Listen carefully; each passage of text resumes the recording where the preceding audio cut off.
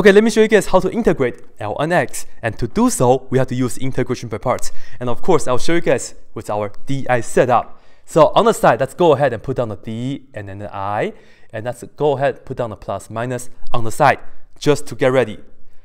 Okay, what shall we be integrating? Should I put down ln x right here? No, right? Because if I do, that's pretty much the same as our equation, right? So that means I have no choice but go ahead and differentiate ln x right here. Well, in this case, what should I put down for the I though? Well, we can look at this right here.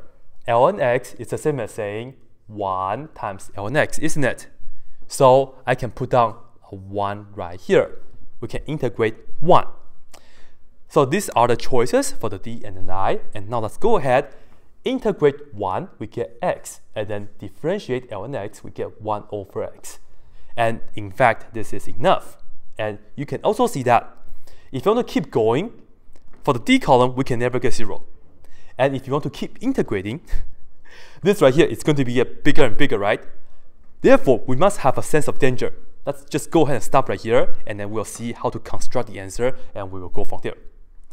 So the integral of ln x, it's going to be first, the product of a diagonal, this times that. And remember, the product of the diagonals is pretty much the first part of the answer already, right? Positive ln x times x, we'll write that down as x times ln x.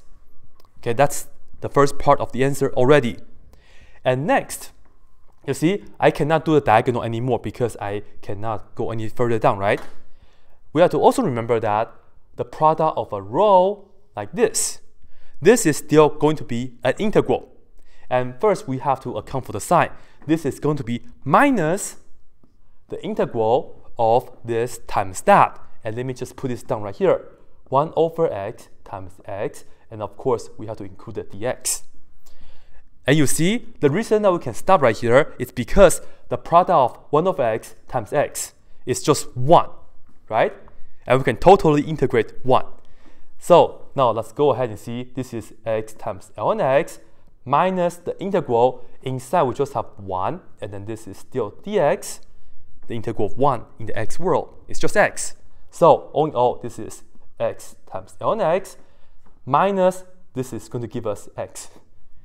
We are done. So we put down plus c, and that's it.